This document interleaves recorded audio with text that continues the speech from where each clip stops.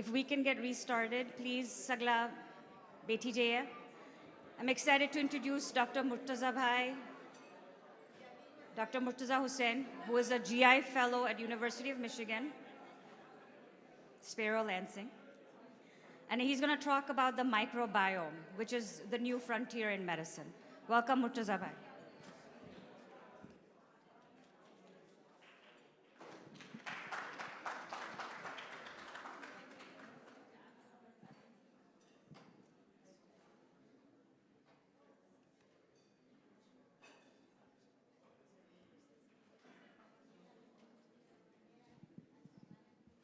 أعوذ بالله السميع العليم من الشيطان الرجيم بسم الله الرحمن الرحيم.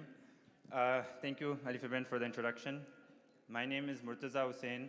As she was saying, I'm one of the fellows at U of M Sparrow in Lansing, so almost done with training. This was a very interesting topic that I wanted to present to everybody. Apna presentations ma, we have been talking about Faizul Mawad al-Burhaniya, the Thaali je apna sagla na gharoma ave che, Molani Dwasi. So this, we know the dini aspect, but this goes more into the science of how this can affect our microbiome, and inshallah, it can improve our gut health as well. So let's get started. So just some of the learning objectives that I want to make sure we them clearly define. So we'll understand the role of the gut microbiome in health. We'll review evidence linking organic foods to improved outcomes. We'll explore how FMB Thaali kind of affects this relationship, and Epachi will apply that knowledge to patients, communities, and take it back home. Okay, so just very quick, can I get some hands here? How many people feel bloated after a meal? Or how many people? And you can be honest. Okay, so this is more relevant for a lot of us than we might think. And I feel bloated all the time too. So the thing is, just from this picture you can see a very busy CEO or a lawyer. She's doing her kaam, she's eating takeout. And the other picture here, we have FMB Thaali, everybody sitting thal ma. So you can see the stark difference. And with all of us, we're working in healthcare, we have very busy lives. This first picture is very, very applicable, right? So just to orient our minds, we're going to start off with a case, and Epachi will come back to this case at the end of the presentation. So we have a 34-year-old male. He's a marketing executive, or he's a healthcare professional. He has symptoms of fatigue, he has bloating, he has irregular bowel movements. His lifestyle, he always eats on the go, usually goes to processed foods. He sleeps only 5 to 6 hours per night. He has a very stressful job. I'm sure none of you can relate to that. And he occasionally takes antibiotics for upper respiratory infections. But other than that, very healthy. No comorbidities, no chronic medications, nothing. Just this is his life.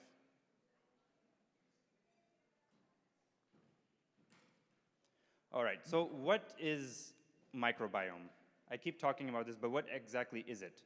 So some definitions here. Microbiota is the microorganisms.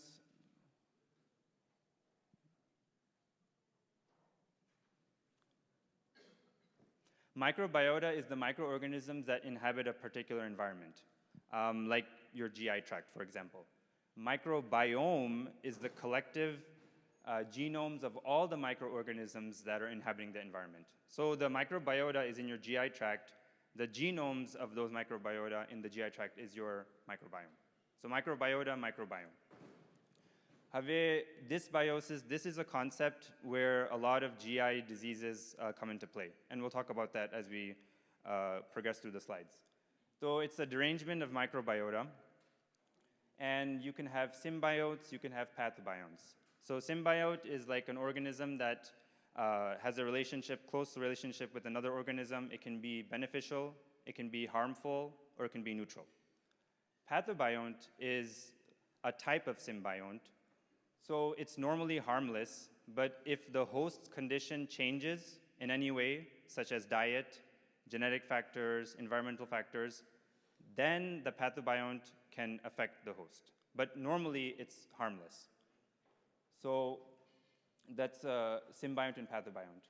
And then key functions of microbiome: digestion, immune modulation, and barrier integrity. So who are the main players here? There's 39 trillion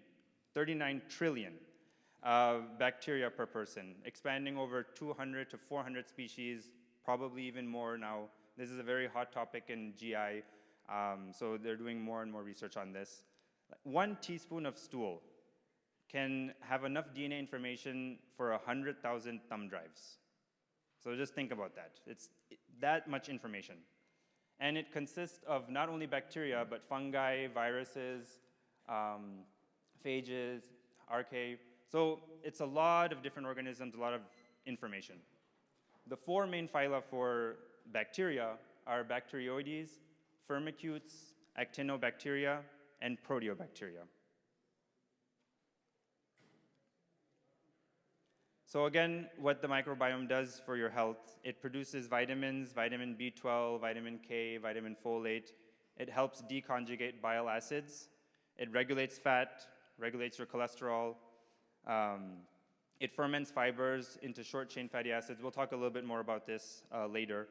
It trains your immune system. It's involved in the pro and anti-inflammatory cascades, and we'll go into a little bit about that too. And it maintains the gut barrier.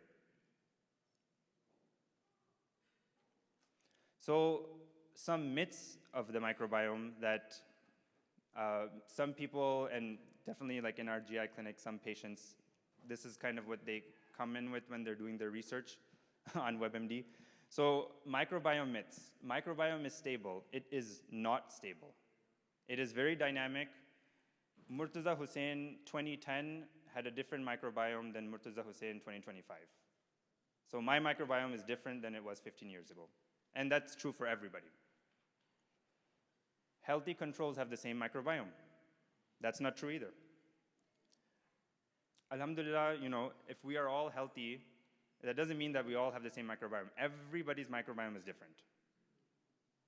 1 stool sample represents a patient's full microbiome. That's not true either. 1 stool sample has a lot of information, but it doesn't have the full microbiome. And then all testing produces consistent results. Unfortunately, this is not true either, which is why this is a very difficult subject to do research on. But as we advance, we want to keep moving it forward and forward. And finally, diet changes will induce a very large and obvious measurable change in microbiome. That's not true either. If for 10 years you have been eating very poorly, and in one fine day, you have a come to Jesus moment, and then you have salads, and you're very healthy, and your microbiome is not going to change just like that.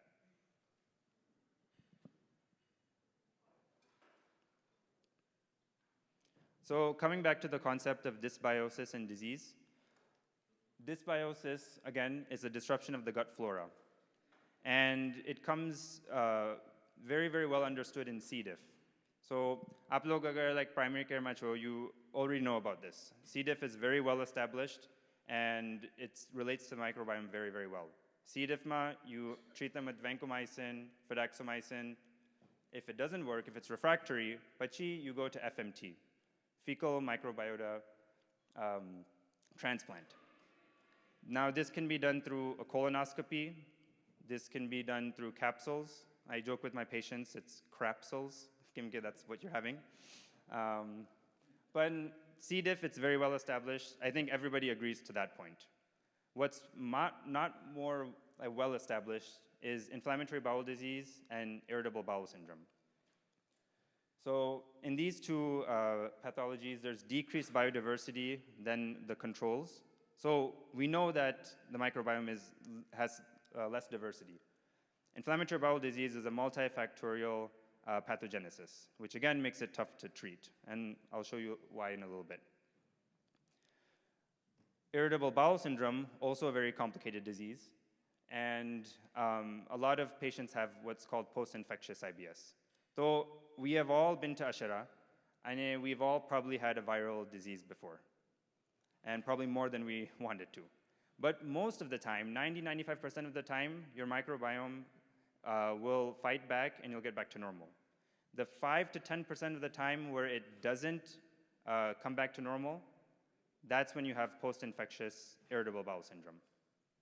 And we'll talk more about that too. Dysbiosis also relates to these other diseases: obesity, diabetes, cancer, mental health disorders. But we're going to focus more on the GI for this talk. So this is the same information in graphical form. You can see that a normal microbiome has this distribution of bacteria, and somebody that has inflammatory bowel disease has more proteobacteria, for example, has less bacteroides, for example. So their distribution is different. So in residency, I was able to publish this paper on American Journal of Gastroenterology. It was basically a systematic review and meta-analysis of all the RCTs that used FMT for inflammatory bowel disease. And as you can see here, the compilation of all the studies, if you see that kind of red diamond, it favors FMT.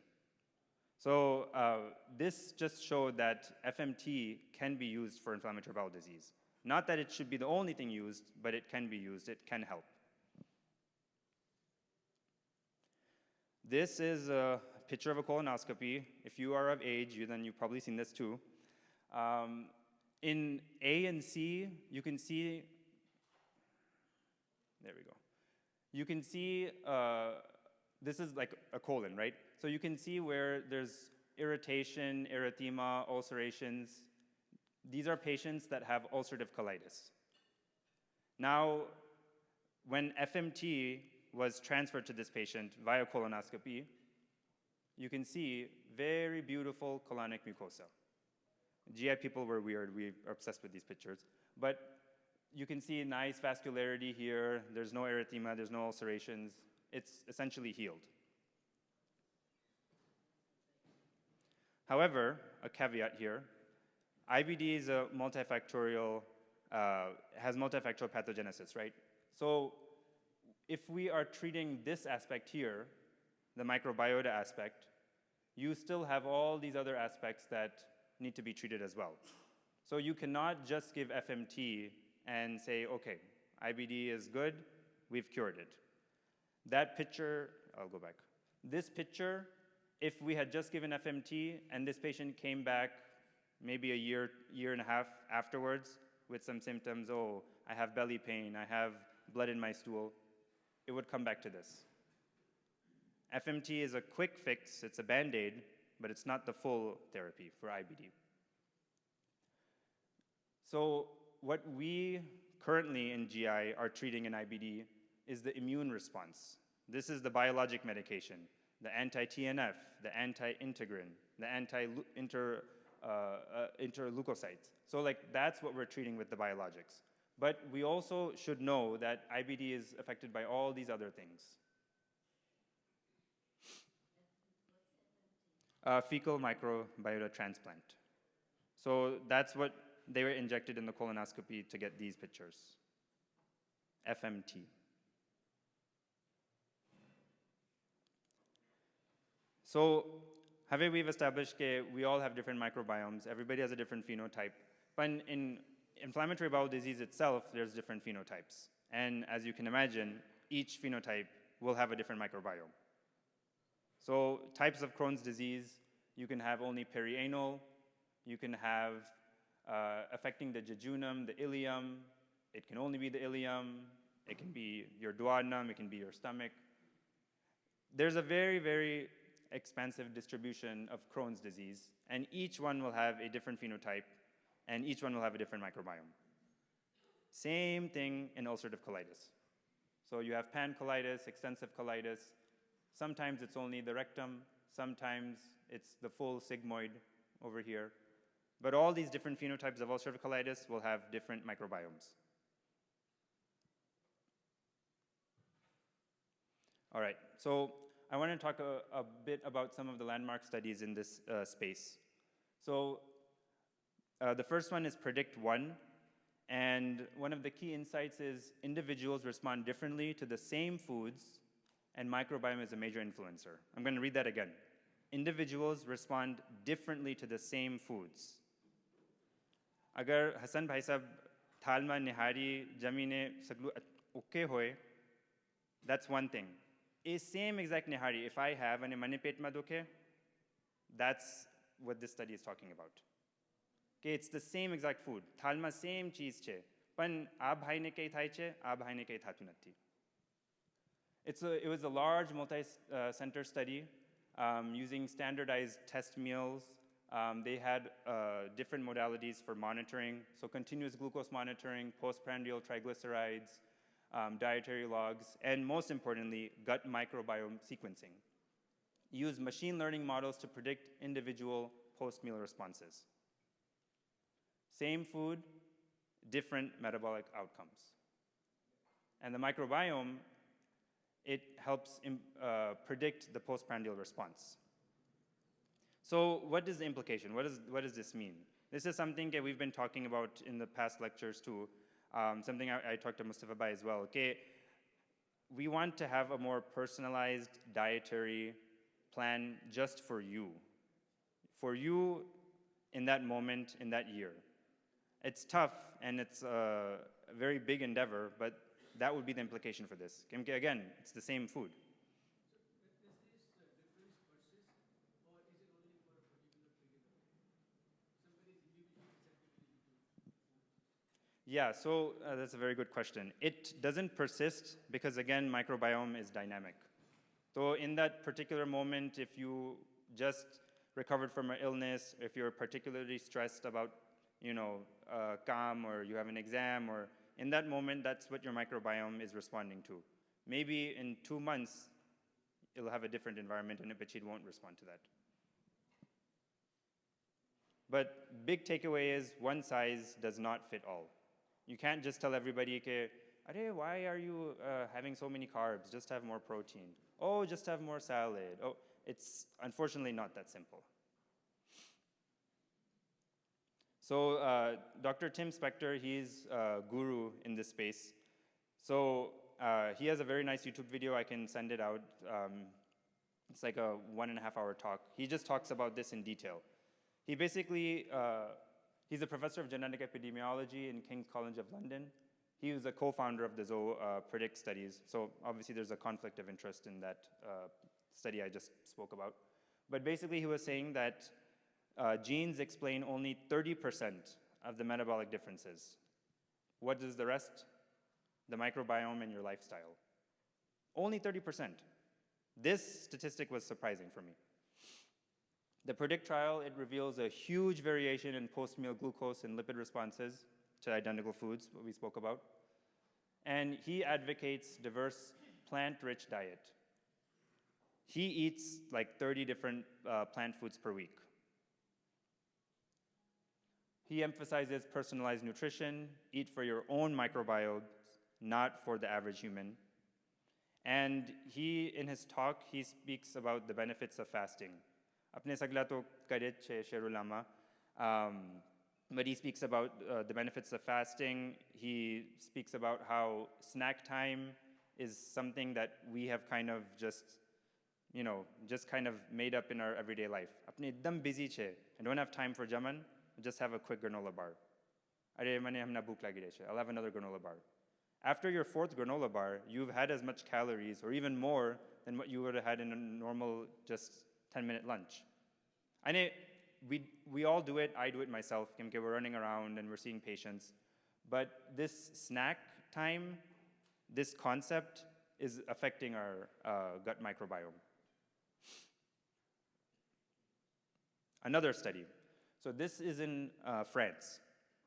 Higher intake of organic foods are linked to reduced risk of cancer and metabolic disease. So je talk humna apne je baat kariya tha. It's a prospective cohort. So there is your limitation, it's a cohort. About 69,000 French adults reported frequency of organic food consumption across 16 product groups. They were followed prospectively for 5 years to see their cancer incidence. There's a lot of limitations in this study. First, it's a cohort. Second, it was patient-reported of organic food, so they chose what their organic food was. In the paper, there's multivariable Cox models that adjusted for many confounders, but again, you can't interpret this as like causation. But the plausible benefit via lower pesticide exposure, better food quality, can be interpreted in the foods that you have for cancer incidence.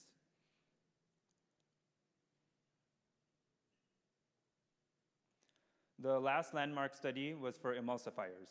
So common emulsifiers, polysorbate 80, carboxymethylcellulose, they alter the microbiota, and they promote inflammation in mice.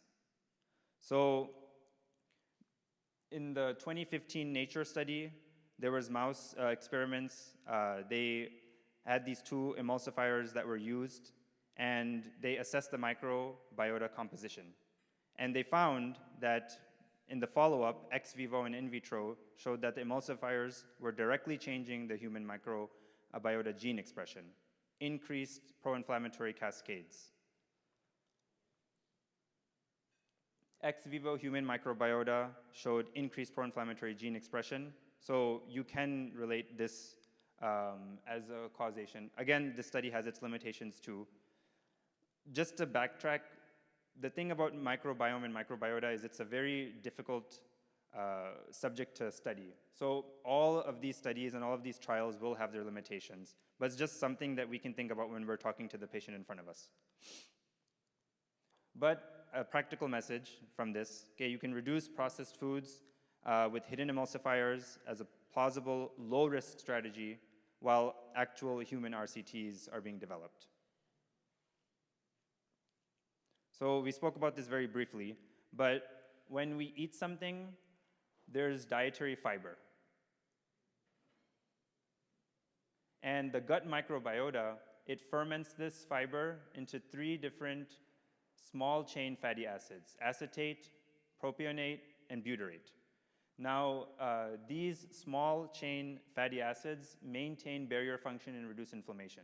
This is a busy slide, so we're not going to go through the exact mechanisms here, but that's what small chain fatty acids do from dietary fiber that we take.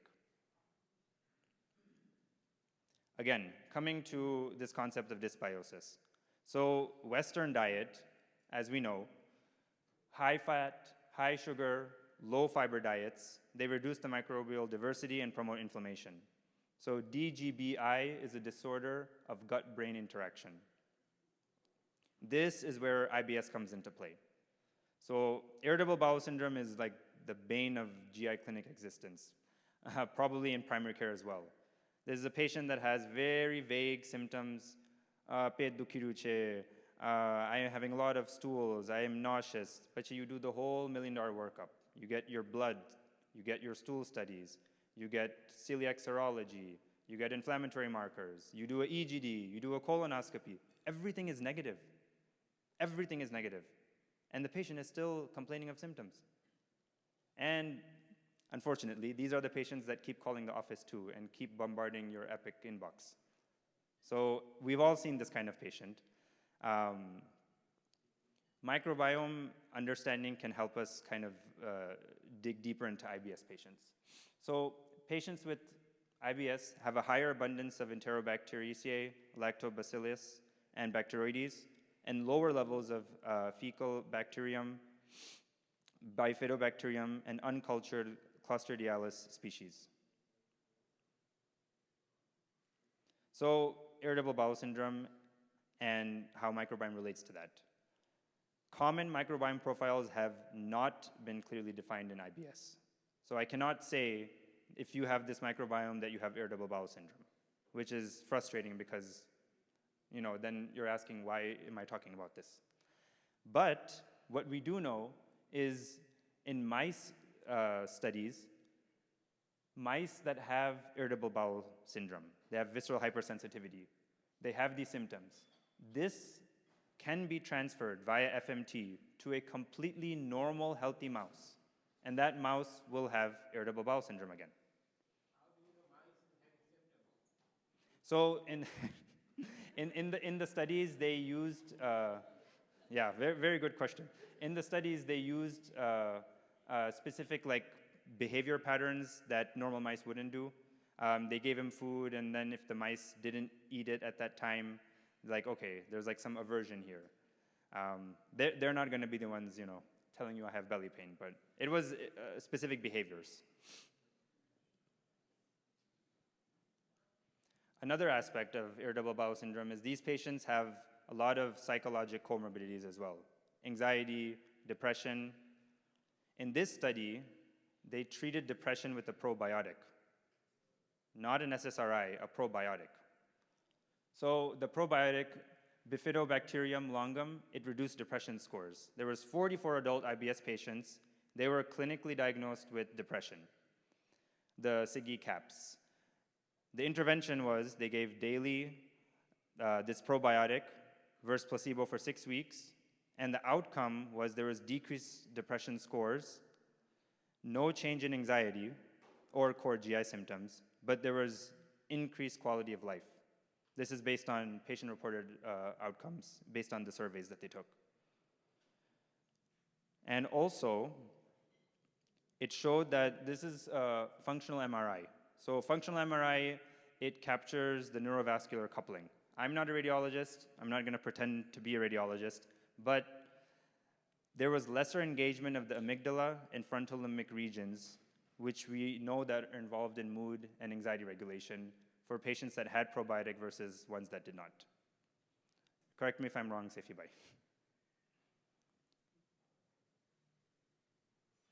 So organic versus processed foods. Evidence suggests that chronic pesticide exposure may disrupt the gut microbial balance, what we've kind of spoke about before. So food additives, artificial sweeteners, this is something we all do. We want to have chai, but we don't want actual sugar. So you get an artificial sweetener. This can actually be worse for your microbiome.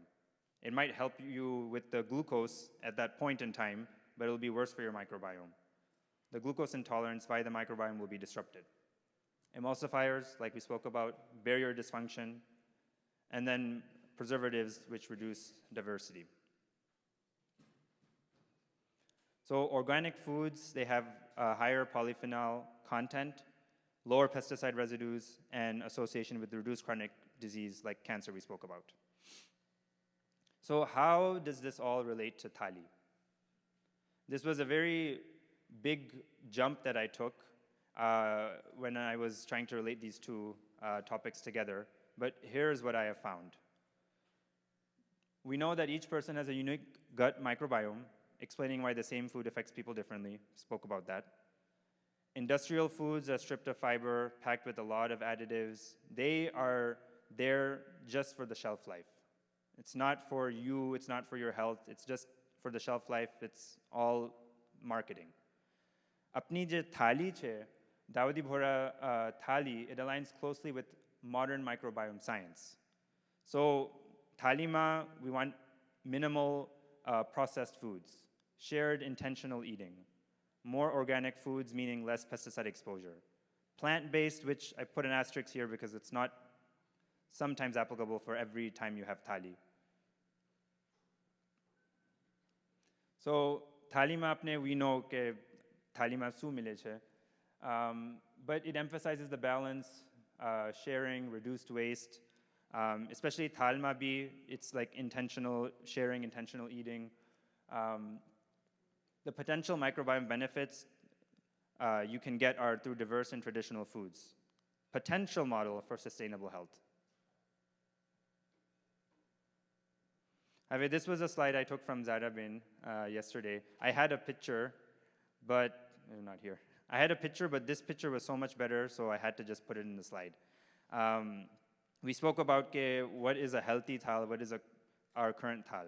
So we need to incorporate more vegetables, we need to incorporate whole grain in our chawal and everything. But this is something that we should all kind of work towards in our jamaats.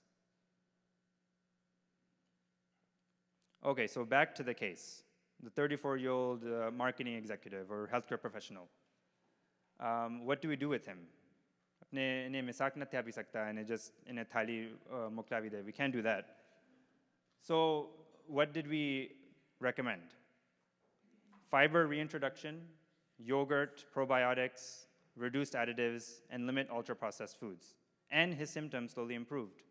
All the workup that we did before for that IBS patient, we didn't have to do it. We could have started here. So I would like everyone to stand up and try to find their jamaats. I want to just take a few minutes and everybody just brainstorm ke apna jamaat ma FMB nazariya si Thaali ma su apne mile che, and I want this to be productive. So what can we make better? If everyone can do that now.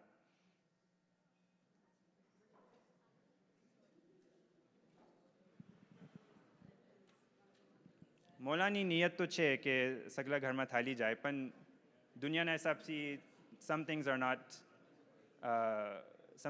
optimal. थाली में थोड़ू खारू जमन आवे छे, थोड़ू एकदम मिर्चा वालू जमन आवे छे. We know this. And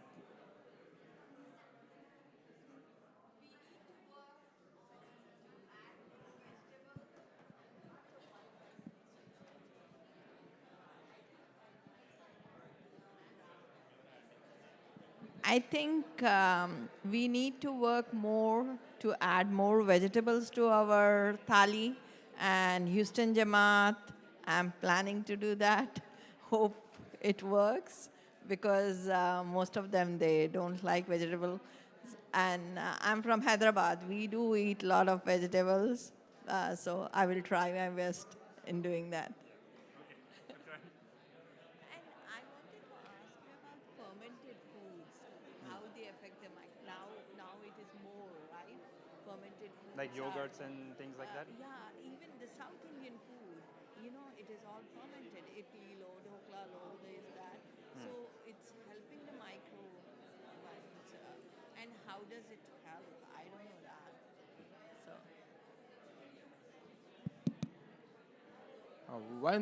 I'm from Detroit, Michigan. One thing we have noticed in our thali, which goes totally against my own personal choices, we have a lot of sweets, like a pak or a kopra pak or a badam pak. Every day the thali comes, every time there is some very high, content of the sweet dessert. I think that should be changed to either every other day fruit, or some healthy desserts, because that's every day, and we are forced to finish all those, and I'm the only one who eats dessert in my home, so I have to finish everything. So I think that if that is changed to something fruit, I think that will help. Shukran, Murtaza uncle. It's tough. We have to finish the dessert. It shouldn't be like that. ને अपना तो अपने फातेहा कहीं भी आवे तो it's always on some sweet thing, मिठाई. Doesn't have to be Fatiha, can be on any food. तो मिठाई avoid करवी જોઈએ ऐसा.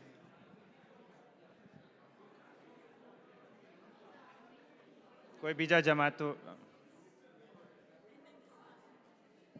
हमें शिकागो जमाती છે એન્ડ અમારું એમ હતું કે સો ટેસ્ટ ને બધું જે મોડિફાયેબલ ફેક્ટર્સ હોય છે એ તો બરાબર છે, but there's some things that get added to the thali, for example heavy cream, dairy, milk, જે પછી નિકાલી નહીં શકતા, and then you're eating it, right? So trying to eliminate as many dairy kind of ingredients from the tarkari, for example. शुक्रान बतूल बेन. मैं अकेली आया छू Edmonton से. मैं पोते फैमिली डॉक्टर छू. And I know in Canada, it's quite clear in our lipid guidelines that the one diet that is proved to reduce cardiovascular events is the Mediterranean diet. So I think us being a Muslim community and having this Islamic lineage, Mediterranean diet could be considered a traditional diet for us if we think Ambiya Imam Oisu Jama se pehle. So I would like to get creative Yes, we are Indians, but how can we take the Mediterranean diet, adapt what we give in Thaali to lower our cardiovascular burden?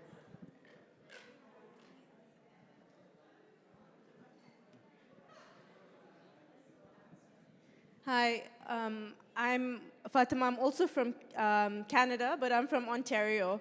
Uh, so recently, and they're currently piloting this in Mississauga, but we've, a few of the FMB group went around and asked the people who don't take Thaali why they don't take it, and a lot of people said they're diabetic. So they're piloting a diabetic diet. So from the Diabetes Canada website, they're using that as a base, and so it'll be interesting to see how that works out, but I think that's maybe something that should be offered to the whole Jamaat. The issue is the cost, right? Like at the moment, vegetables are very expensive. All the healthy stuff is what's more expensive, and as a Jamaat, when you have a really big Jamaat, it's difficult. Shukran.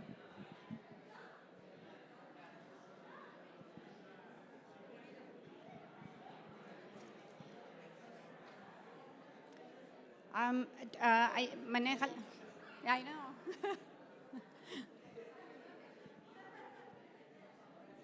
Okay. અમે લોકો new jersey જમાત તરફથી આ ડિસ્કશનમાં જે વાત થઈ છે એ present કરી રહ્યા છે.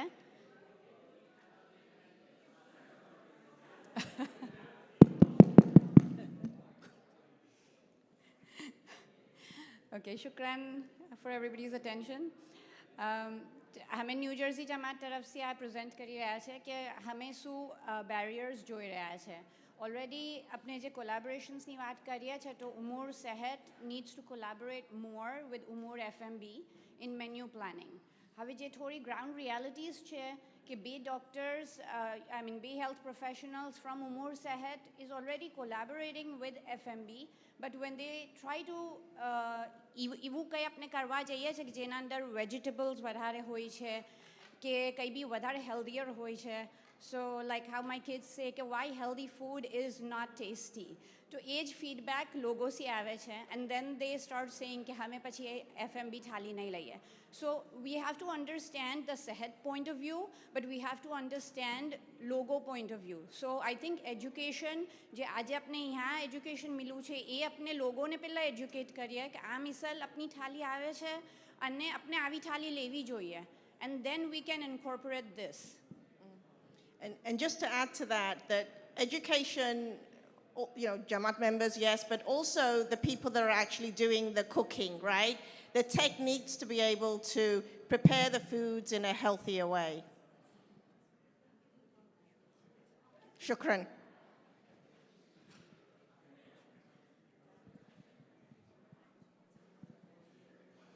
કોઈ બીજાને કેવું છે LA Jamaat Bakersfield? Oh. So I'm from Pennsylvania, and we're part of the Philadelphia Jamaat, but where I live, Lehigh Valley, we're maybe two families. And me and my husband, Thaali ni khidmat kare che. We do it once a week because that's what we can practically manage. So our Thaali is pretty healthy, catered for what we two families need and want. But I know all these initiatives are, जो आपने discuss करे छे healthy initiatives, it's a good point, but जब आप ये discuss के do the microbiome for everybody is different. What agrees with one might not agree with another. So for us to just say, okay, one person is saying use this kind of a rice, one person saying I need roti, one person is saying I need tarkari, one person says I need sabzi, I think we just have to look at it in a holistic way, because the Thaali caters not for only adults, elderly, but also for children, for disabled people. So yes, we cannot cater a Thaali that will meet each and every person's need. There will always be room for improvement. But overall, I think our Thaalis are pretty healthy, Jamaat-wise. It's just, okay, if you want more salad, tame ghar banao. Make your, nobody's stopping you.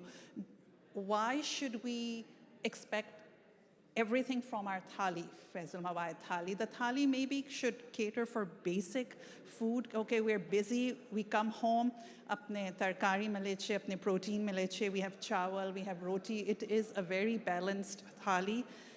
Let's add dahi to ourselves because kharab thai jai che. We have to, okay, let's add our own salad.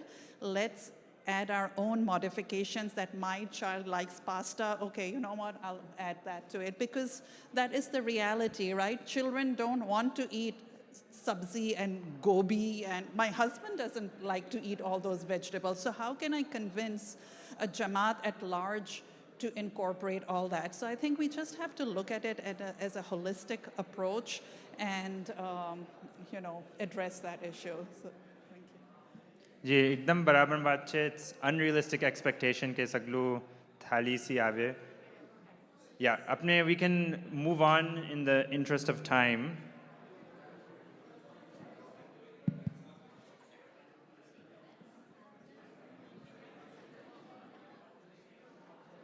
હવે સગલા એકદમ ડિસ્કશન્સમાં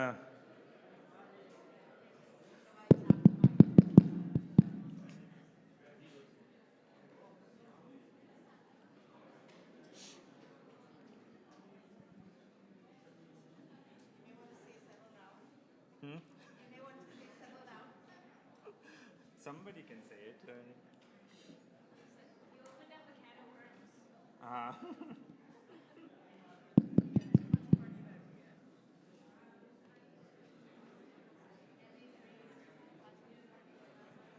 મારું plan was કે આ discussion 5-10 minutes લાગશે પણ I think મારું થોડું underestimate થઈ ગયું. તો let's keep moving on.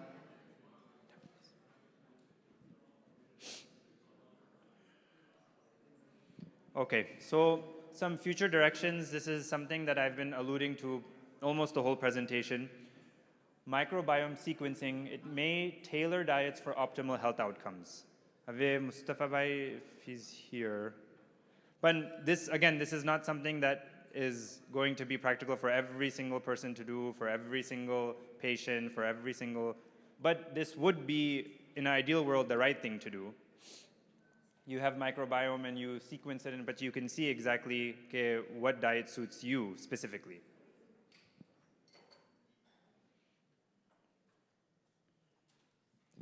And last few slides here. So in summary, gut microbiome is central to our health. We spoke about inflammatory bowel disease, irritable bowel syndrome, C. diff to is saglane khabarat che. All other diseases, obesity, diabetes, it's central to our health. Organic, minimally processed food supports the balance. FMB Thaali, it exemplifies this tradition and aligned with science. And the practical steps for patients and communities is we have to give back and have it educate when we go back home. Jay Ben announced ki how do we bring this back to our Jamaat? Apne sagla healthcare ma kaam kare che, we are educated, we understand this, but how do you convince this Mumin Bhai in your Jamaat that does not want Thaali? It's not like a financial thing, it's not, nay, I don't want it, I don't want it, I have food at home. Apne inhe kim convince karsu. So we can bring this back to our Jamaats, our community, and of course our patients. There's just a few pictures of Thaali filling in Detroit. Thaali filling ma sagla ekdam khush hoy che, everyone smiling. आखिर में अपने दुआ करिए कि अपना आका ने मौला सैयदना अली क़दर मुफ़द्दल सैफ़ुद्दीन उम्र शरीफ ने तारुज़ क़यामत दराज ने दराज कर जो.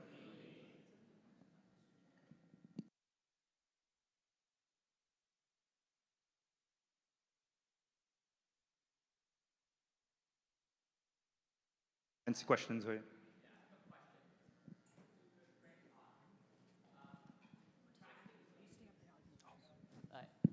Practically, should we, as a community, I mean, as also like everyone, what is the role of taking a pro and prebiotic? Does it help? And should we recommend that to everyone in our community on a regular basis?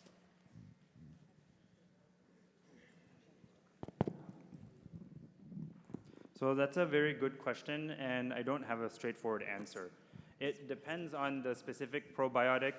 Again, it comes down to what microbiome is. It's a collection of all the different microbiota and their genes in your specific GI tract. Now, if you give a probiotic and you give too much of it, they're consistently taking it every single day, then that probiotic will kind of make base in your GI tract, and then all the other different microbiome, different bacteria will be affected by it. I think it's good to give it in moderation. And what I tell like our patients in our clinic, if you can get it in natural sources like yogurt, there's other fermented foods. If you give it in that way, in moderation, then it's a good idea. But I wouldn't say one specific probiotic is the solution for everything.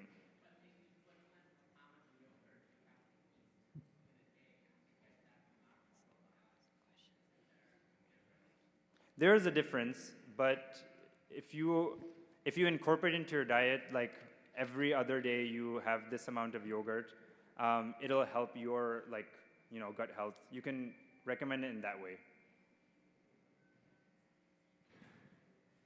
So I have one question and one comment. I'm a Tasneem Poonawala dermatologist. A couple of weeks ago, 2-3 weeks ago, I went to a derm conference, and they were talking about melanoma, and this topic was there, and they said that if you incorporated 50 grams of fiber into your diet, it improves tumor shrinkage, and it also decreases side effects for immunotherapy. And then the other thing they said was if you take antibiotics during immunotherapy, you have worse outcomes. So that's the comment. The second question I have is for fecal transplant, Maulana Raza peche thayu che muminin ma? આ ચીઝનું મને ખબર નથી. I have done it in like ગેરકોમનું. I don't know, શાયદ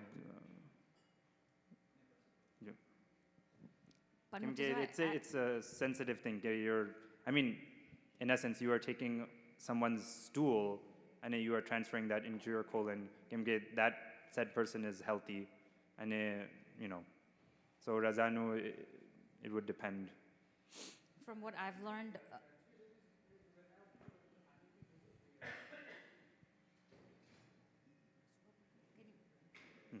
जी अपने बाद में जिक्र करसूँ. And from what I've learned, one course of antibiotics can wash out your microbiome for almost a year. Yep. Is that correct? Mm-hmm. So to follow up on that, Akil Merchant, Los Angeles. Oh, I'm sorry, I didn't see you. Okay. Please go ahead. Go ahead. So my question was, obviously from a communicable disease standpoint, TAD is maybe not ideal, but I was wondering, as far as benefit of like maybe sharing gut microbiome and possibly like helping to diversify gut microbiome, that was my thought. Like maybe that could be a benefit. Do you think there's any possible truth to that? I was thinking about this too, but there's a reason I didn't put it in my slides. Because like Mola bhi farmaya che ke apna bhaiyo che, apna beno che. So we shouldn't think of it as like a stranger. Apne thalma bete che, we're having chawal from the same center, the same place. But there's no like evidence to say that their gut microbiome will help you in that instance. But it's just something like apna tradition na hisab se we do. But that could help, could improve our gut health. Dr. Akil Bhai? No, actually, I had a very similar question I was going to ask, because we heard that antibiotics disrupt your microbiome. So just asking the question, where does their microbiome come from? Where does it come from? Where does it come from? How do we repopulate it? Where does it come from? That is a good question. I don't have the answer to that. We just know that it exists. I can help with that, maybe. Right. Yeah. No. Actually, it comes from your mother most of the time. Like studies, genetics, yeah. Oh, sorry, I'm Batul. I'm from Chicago. I'm a pediatric gastroenterologist. A lot of studies suggest that your microbiome early on, at least in the infancy through probably 6 years, comes directly from your mother's microbiome. Right. So that's actually a key point for kind of early development of GI health. it then does change, and then I think it becomes more of an environmental reflection and dietary reflection. But where in the environment? That's, I mean, because I think Bain had the exact right idea, because if they're not on the environment, it's actually coming from living with other people. I mean, that's really where most of the microbiome comes from. And so this Thaal point about communal eating, I think the Western hygiene idea is actually contrary to a lot of the things that we do. Apne haath milaviye che, apne saate beche che. These things, like we're a community, but to think about it, our microbiome is actually a community thing that's shared. And so I think that there's some things that we have certain Western ideas about hygiene that have come in that are just contrary to how we live and counterintuitive to how we live. And I wonder if there's a microbiome hypothesis that would support that. There's also this concept of like the too clean hypothesis where allergies are prevalent here. In India, Pakistan, like my parents, they had their pollen allergies when they came here. They didn't even know what allergies were in India. So it's like similar to that concept, the Western like concept of being very clean and making sure you always have hand sanitizer. Maybe the kids playing in the dirt for a little bit is not a bad idea. Hussain bhai?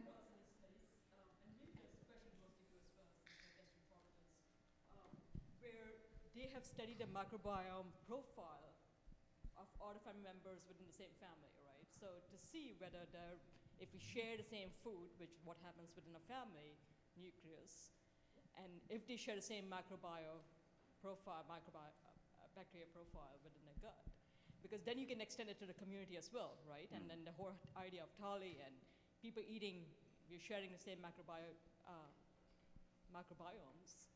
within the community at large, and then obviously talk about pros and cons, and talking about diversity and to see like if the diversity is actually beneficial to have or not. But I wonder if there's been any studies that you have looked into that's actually studied the microbiome profile within the family. So there is a study, it's actually on Netflix, where they've studied twins. It was done at UCSF. I cannot remember the name, but I know it's on Netflix. Hussain bhai? Kemtra Sagla, Hussain Alibai from Houston. Doctor, you were mentioning about IBS and your patients who have anxiety and very vague symptoms and things like this. And I was just wondering, the psychological aspect of healthy eating, in Jamaat too, everyone knows, a lot of patients know what they should be eating, they know what's bad for them. And I was just curious as to your take, how you tell your patients, or at least mu'mineen, like how do we reduce that cognitive load as well on them? It's so much like differing, information as well. They see things on TikTok, or they're doing their home remedies, and there's so much information. Life is so busy. People are telling them, hey, you need to do this, do that, and then another person will come say, try this diet or that diet. So what is your take on that? Like, what is a practical step we can take, at least in the Jamaat, to reduce that noise, I guess, and create like a practical approach? I think Muminin ma, we can always relate it back to Mullah nu je farman che, Mullah shayad wazma bhi farmayu che ke jivare apne jammane bethe to tame jammo and nemat nu shukr karo, like ke biju kam na karo, kemke sometimes we eat so fast we don't even know ke apne su jami rahe che, kemke we're busy, we're fast paced life, you're working on your laptop, you're looking up a patient, you're just eating. And that also goes to what I talked about before, like the snacking and the granola bars and all of that. So like Muminin ma, we can explain that in that way. And bhai sab shayad aap bhi thodu ana bare mein aap zikr kari sakso. For like gair qawm, like patients, you just, at least what I do in my fellow clinic, I explain like how your day is broken down and how you are busy, but you think you are too busy. And when you like explain it to them in your day how you can incorporate 15 minutes to actually sit down and eat something, then they realize. And I say, you tell me, when does your day start? Some patients have night shifts, some patients, they don't have childcare, or they're running around, a lot of jobs. But you aren't that busy that you can't give that amount of time just to eat something barabar si, and not just something on the go, Taco Bell or McDonald's or whatever. So And Alfia, if we have just 2 seconds, I just wanted to, apna kitaboma, like Mukhtasarul Asar and Daimul Islam, ke gaina dudma shifa che and goshma bimari che and bakra, like all these nuskhao, dal jamu joye. Do you think we could all sit down, students, you and the nutrition specialists, our dietitians, everybody, and kind of look at Aimat Tahirin and Awliyaullah je nuskhao farmauta aya che over years, ke aa cheezo jamo, and do you think we could, revert, like kind of look at that and make that our lens? And I don't know if that's been done or not, but it's always something I've been interested in. Ke there's so much research information, magar Awliyaullah itna nuskhao farmawi gaya che, and if we could synthesize that all in one place, and like that would be interesting just to comment and what your thoughts are. Definitely could. Hussain bhai, sounds like a great project. Yeah, I've done. On your starting, Alifia bin. waiting to be started by you. Final comment. Last comment. I was so intrigued. Ape organic nu loves wapru. Organic. And I remember Houston, Ashrama, Mufaddal Mola, ek khas organic na barama zikr ki di. So I am asking if maybe SBMAA can partner with FMB to see how practical it is for us to start incorporating organic in our Jamaat food and Thaali.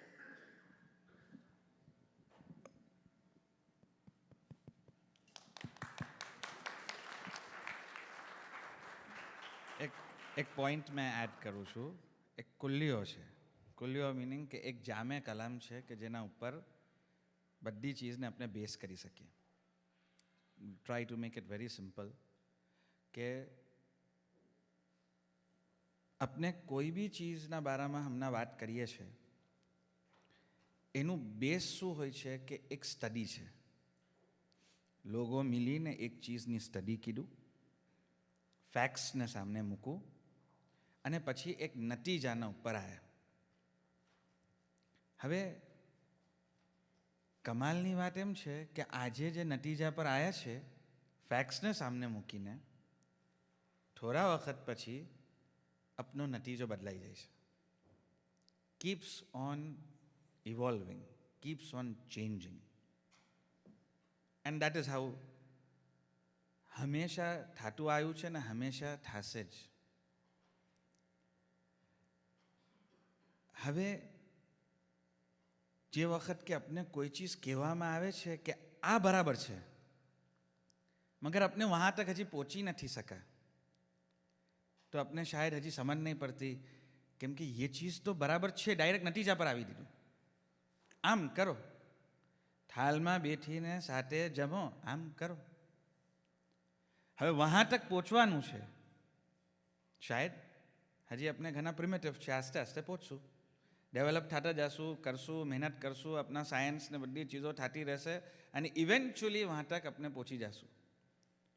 કુલ્લીઓ એમ છે કે આપણે હજી ઇવોલ્વિંગ છે, આપણે હજી study કરી રહ્યા છે, આપણે હજી ગ્રો થઈ રહ્યા છે અને એક દિન ગ્રો થતા થતા થતા થતા અવલિયાઉલ્લાજી આપણે ડાયરેક્ટ જ કહી દીધું આમ કરો. એના આખા એક્સપ્લેનેશન્સ આસ્તે આસ્તે તમે ઢૂંઢી લેજો, મિલી જશે.